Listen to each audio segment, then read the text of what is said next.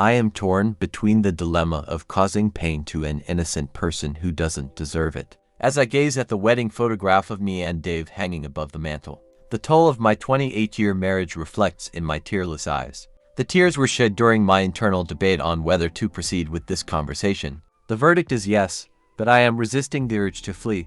Dave will be devastated. Sitting beside me on the sofa, John gives my hand a reassuring squeeze, boosting my courage. I smile at him in gratitude. Gradually, over the 15 months of our affair, I have fallen in love with him. I am aware that every bit of love I have given to John has been taken directly from Dave. The moment it felt like cheating on John to make love to my husband marked the beginning of preparations for this meeting. I am not looking forward to it, but I anticipate relief afterward. I am going to hurt Dave profoundly, unavoidably. Yet, once it's over, I can end the charade, pretending that I'm as deeply in love with Dave as he clearly is with me, pretending to go out with my girlfriends, on work trips, clothes shopping, all the while meeting up with John.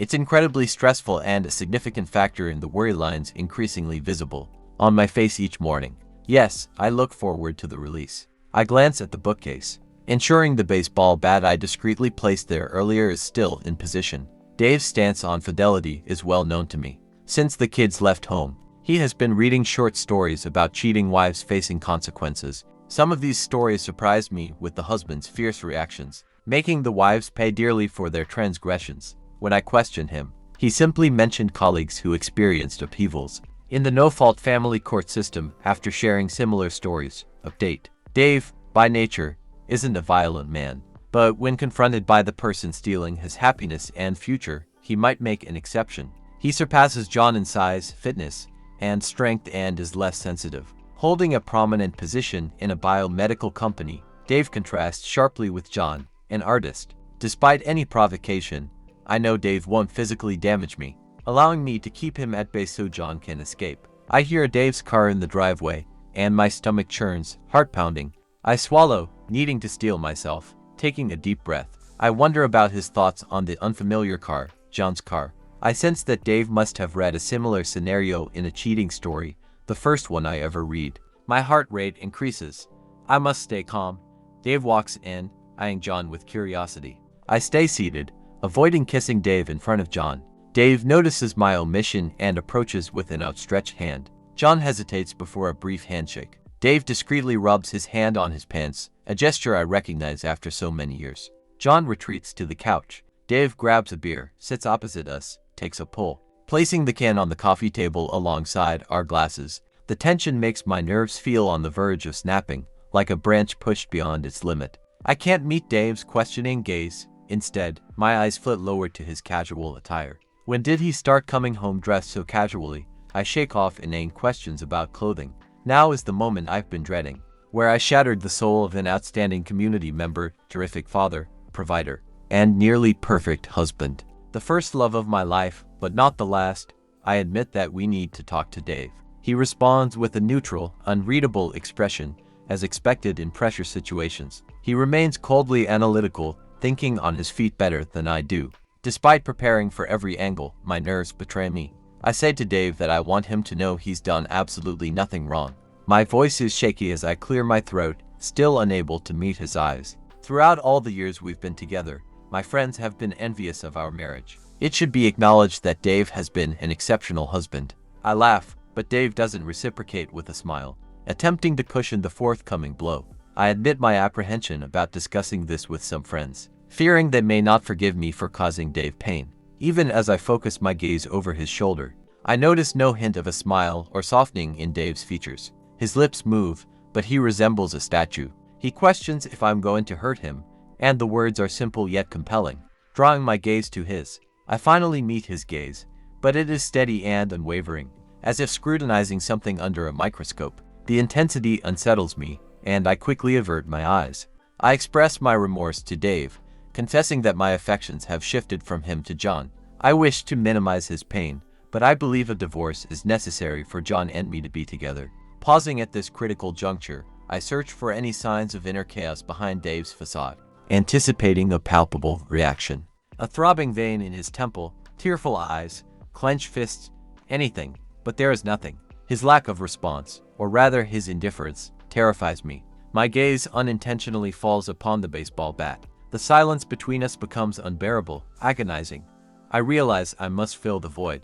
My well-prepared speech is rendered useless, a relic of the past. I explain that I didn't want to cause him pain until it was absolutely necessary. I hope he can see that. John and I have been extremely cautious, ensuring he never found out until this moment. That meant limiting our time together. Limiting, perhaps avoiding is a more accurate term. I cannot respond. I cannot meet his eyes. There are no more lies left within me. I have exhausted them all. I cannot deceive this man any longer. I hold too much respect for him. Unfortunately, I had hoped he wouldn't confront me so directly. His words confirm it all. My silence serves as confirmation for Dave. There seems to be nothing left to say. No point in apologizing again. I am prepared to cause Dave pain. I know it, and he knows it. Update. The atmosphere in the room is suffocating. I long to escape. The tension is unbearable, sending prickles of discomfort across my skin. Though Dave doesn't outwardly scream in agony, I can sense the internal conflict beneath his composed exterior. Anxiously, I wonder which reaction I anticipated from him will unfold. Regardless, I know it will be dreadful. Something must give way for me to begin my life with John. For what feels like an eternity, Dave stares at me until he finally speaks. Okay, Chelsea. My response slips out automatically, without a chance for editing. I inquire, asking him to clarify what he means by okay. I assume he desires a divorce so he can be with someone else. His tone remains patient, his expression neutral. I lean back, completely taken aback. This reaction was unexpected, coming out of nowhere, like a sudden blow. I feel insulted. There are no questions, no accusations, no raised voice, no tears. After being together for 28 years, my husband is not going to spend even 5 minutes questioning me. After months of tortuous contemplation about my affair with John and sleepless nights dreading this very moment, I have been discarded in less than 10 minutes, without any apparent emotion. I realize I need to say something, but I must choose my words carefully. I ponder how to penetrate Dave's reserve without losing John. It's a delicate balance. I bring up the fact that, after all the years we've been together, he's ready to just walk away. Dave questions why I wouldn't agree to a separation, pointing out that I have already emotionally checked out. He wonders what the point of fighting is and suggests that preserving our cherished memories can be achieved by going our separate ways. It is an answer, though not the one I had hoped for. Before I can pose another question, Dave continues, anticipating that I have papers for him to sign. Indeed, I have a divorce petition signed and notarized, but it's in John's car. We never anticipated progressing beyond the expected yelling, screaming, and potential tears tonight, let alone Dave examining or signing any documents. Before I can rise to retrieve the papers, John stands and exits the room. I observe him, sensing the tension affecting him as well. In the uncomfortable silence following his departure, I apologize to Dave, regretful for the pain I have caused him. Dave stands up, and my eyes involuntarily dart towards the baseball bat. He dismisses my apologies, asserting that if I were truly sorry, I wouldn't have done this in the first place. He strides into the kitchen to grab another beer, effectively ending the conversation. Upon his return, John is back with a manila envelope, holding it at his waist. Dave takes 2 quick steps towards him. My heart goes out to John as he steps backward, his feet tripping over themselves. He hits the edge of the couch and lands with a soft thud. Now holding the envelope, Dave glances at me, his face red, realizing he isn't coming across in the best light. With my eyes, I try to convey that I don't care, that I still love him. Turning to Dave, who regards me with an impersonal expression, I still cannot decipher his thoughts completely. I'm not entirely sure he won't lash out at John. I inform Dave that Mary is aware of our situation, and if she doesn't hear from us by 8, I have instructed her to call the police. I add that if he needs someone to direct his anger towards, it should be me, not John. In response, Dave expresses that he does blame me, highlighting that I made numerous promises to him all those years ago, not John. He assures me that he doesn't want John to suffer any more than he's already going to. I question Dave about why John would suffer and what he means by that. Dave gives me a look, a kinder and more patient version, the kind he uses when explaining something I may not fully understand. He elaborates on the idea that, being a woman of 50, I am past the age of giving John children, making him go childless, a genetic backwater. Dave expresses his belief that there is no worse punishment for a man than never experiencing the joy of witnessing a child's first steps, or hearing them say data for the first time. He goes on to describe how John will miss out on the typical experiences of teaching a child to catch a ball, ride a bike, helping with homework, and teaching them to drive. Dave emphasizes that John will never be a hero to his daughter or a role model for his son. He speculates that our kids will likely want nothing to do with John once they discover what the two of us did. His words cause my blood to turn to ice, and I shiver, realizing I haven't considered the impact on the kids amidst the turmoil of my affair and the end of my marriage. I attempt to reassure Dave, telling him he doesn't have to tell them. Dave questions if I want him to lie to the kids as I lied to him. I hang my head, but he continues, emphasizing that John will marry someone he can never fully trust. He describes how John will be with someone capable of hurting him while professing love. Someone skilled at hiding abhorrent behavior with acting skills. Dave prompts me to think about how John will feel the first time. I inform him that I'm working late, going out with friends, or using the same myriad excuses I used with Dave to spend time with him. Shifting focus to me, Dave speculates about the future, when my looks start to fade in another 5 years, while John remains a trim-looking 40-year-old. He questions whether John will hesitate to leave me, having seen all my perceived flaws. Dave mentions aspects like my crankiness due to PMT, my loud snoring in deep sleep, and other habits that John will soon discover. Offended, I leap to my feet, ready to retaliate, claiming that I'm not the only one who snores and pointing out my ability to color coordinate. I start to list Dave's faults, but a gasp from John stops me. His expression shows that Dave's points are resonating. I realize I need to get John out of here. Dave shrugs while I collapse back onto the couch, shocked and filled with anger and offense. Is this truly what he thinks of me? Has he harbored these thoughts throughout all these years? Update. I have so much I want to say. After months of doing my utmost to keep my affair secret to protect Dave, I now have an overwhelming desire to make him pay for not caring, for discarding me so easily. But the words won't come. They fail me as I watch Dave take a swig of his beer before tearing open the envelope. I look down at my hands, avoiding John's gaze, and can only hope he's not looking at me either. Dave mutters about half the value of the house, looking up at me. He disputes the idea, asserting that it was his before he even met me. Dave suggests I might get away with half the bank account, but there may not be as much in there as I think. He acknowledges the likelihood of splitting the difference in our retirement accounts at the date of our separation, but mentions that I won't receive anything until he retires in 17 years. As he reads the rest of the document, he falls silent. I contemplate whether John's love for me can overcome the fact that we won't have the financial stability we thought we'd have. As I had assured him, Dave's words echo in my mind about the difference between an artist and a pizza. Using John as a living example, what's the difference between an artist and a pizza? A pizza can feed a family. The silence drags on, feeling interminable. Finally, Dave looks up and comments that everything seems pretty reasonable, except for the house, anticipating that my lawyer will charge me thousands to fight that. He then shifts the focus to the immediate future, wondering what we do now. He suggests I get a lawyer, and he contemplates packing a few things, but I interject, expressing my desire for him to leave right away. Dave considers alternatives, suggesting he could drop my belongings off at John's place next weekend. He plans to change the locks in 2 days, making it impractical for me to return. He mentions that if I miss anything, I can email him. Dave declares that I can have all the pictures off the walls, excluding the ones of the kids, as we'll divide those. He emphasizes his desire for no reminders of me, except for the photo of us on the cruise last year, which I can't have. I wonder what is so special about that picture that it's the only one with me that Dave wants to keep. It was taken about 3 months after I had started my affair with John when Dave surprised me with a short-notice cruise in the Caribbean. I didn't love John at that stage and still enjoyed sleeping with my husband, so the photo shows a woman smiling after much love.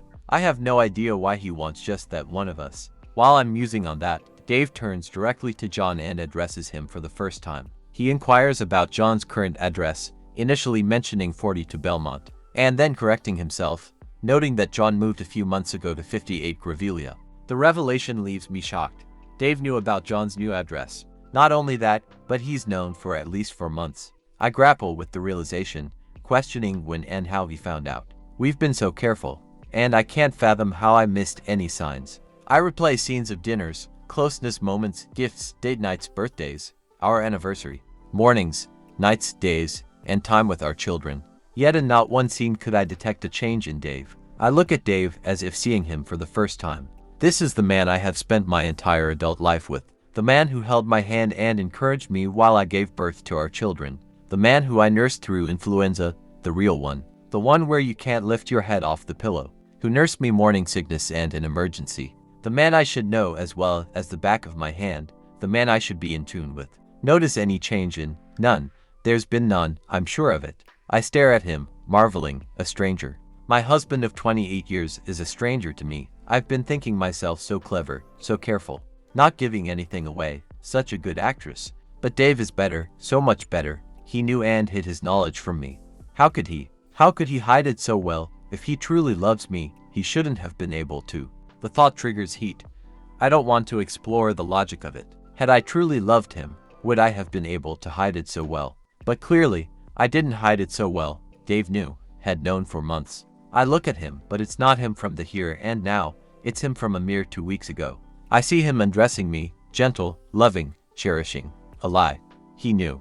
I think about how hard I'd worked to respond, to hide my guilt. How careful I'd been to ensure my expression was loving and responsive. I contemplate the tears I suppressed, silently apologizing to John while reciprocating, touching, and kissing, pretending I desired to make love. The stress is present, the battle against the urge to flee, to recoil. The shame when my body betrayed my heart and climaxed. I had to resist leaping from the bed immediately after, wanting to wash Dave's scent off me. Following the act, I lay beside him, sleepless while he slept, apologetic to both men. I've lied and betrayed both. I reflect on the days and nights where similar scenes played out. My heart pounding not from love or lust, but from fear of being caught, anxiety over lies, stress over my performance, and the thought of my deception, my betrayal, being exposed. All for nothing. Dave had known. For months I've been scared, editing every word, conscious of every facial expression. Nerves stretched to their limit, exhausted from hiding my betrayal and shielding Dave from hurt. Keeping track of my lies, sleepless, a mental wreck, all for nothing. Did he love me at all? Ever? How long has he been pretending? A month, 4, 15, 28 years. All those things he said to John, all those awful things, what he truly thinks of me. I look at him, and I want to cry. He's dry-eyed. It's me fighting tears. Me, nauseous from rage and rejection. I reach for the glass of Chardonnay, wanting to douse the flames and rinse the bitterness from my mouth. It tastes sour. Dave removes the glass of wine from my hand, holding John's half-finished glass in the other. He turns and walks toward the kitchen, emphasizing the shift from ours to his kitchen. Over his shoulder, he casually instructs me to hurry, mentioning that John is already at his car. The dismissal is evident, and I turn my head to find that John has indeed left the room. He didn't wait for me, and we won't be walking out together. Update. 4 years later. Closing the magazine, I realize I can't recall a single article or ad, probably no loss. The content is likely outdated. Checking the dates on the cover, I confirm the magazine is 3 years old. I think to myself, surely a doctor's practice as large and well patronized as this one can afford current magazines. As I return it to the stack and select another, I continue my next round of board flicking, waiting for my name to be called. When I hear Mrs. Smith, I don't react immediately. It takes a repetition for me to startle, feeling a bit foolish. Even after 4 years, I'm not used to being called Mrs. Smith instead of Mrs. Brown. I rise, heft my bag onto my shoulder, and head down the corridor to my doctor's room. The doctor greets me with, "Hello, Mrs. Smith. What can I do for you today?" I explain that I've come to have my implant replaced after 5 years. He acknowledges this, noting it's in my appointment notes, and suggests that I talk to my husband about sharing the responsibility and considering a vasectomy. He smiles, and I return the smile, responding with, "Maybe next time." I keep my face friendly and neutral, but inside I feel smug. My arguments with John about him having a vasectomy have been a battle of wills for months. Why should I continue to chemically poison my body when he can just undergo a simple procedure? It's not even an operation done in a hospital. The good doctor here could perform it, unlike the non-chemical option for me, which would be to have my tubes tied, something I've pointed out to John more than once. During our last argument over the issue, I remembered he'd said he'd had the mumps as a child. I asked him to get his seed fluid tested, thinking I could still have a win in our standoff and go off birth control if the test came up with John having a low seed fluid count. The stubborn guy refused to get tested. but I'm also stubborn, so while still churning over his harsh words, I secretly salvaged some of his seed and sent it off for testing. Oh yes, I stored it correctly. Truly, turns out John doesn't just have a low seed fluid count. He's sterile. No seed fluid in his seed at all. None. Initially flush with victory, I intended to confront him with the results. But then common sense prevailed. I wanted a happy husband again and not a sparring partner.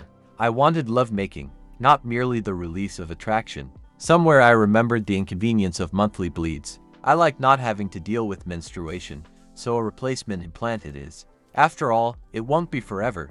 Dr. Jones is saying something, and I totally miss it. I apologize and ask him to repeat. He suggests swapping my implant in for the new type of contraceptive implant, explaining that it is rather fantastic. Not only does it offer contraception, but it also records my pulse at regular intervals during the day and comes with a variety of other recording tools we use for diagnostic purposes, so if you come in feeling unwell, all you have to do is pause by one of our scanners and it downloads information and we can see what's been happening with you internally since your last visit. Real space age stuff. Wow, I laugh. It sounds like something off Star Trek. What about side effects? I'm not going to end up the size of a barn, am I? Or grow whiskers or something. And is it like implanting in that most women stop bleeding altogether? No, nothing like that. Less disruptive than implanting, but with all its benefits such as stopping or at least lessening the heaviness of blood flow. Okay, sounds good. Doctor. Jones turns to his monitor and clicks on one of the icons on his home screen. Oh, what? He murmurs, rubbing his neck. What the? I look at him and then the screen, wondering at his confused tone. How long did you say you've had your implant in? He asks, turning toward me.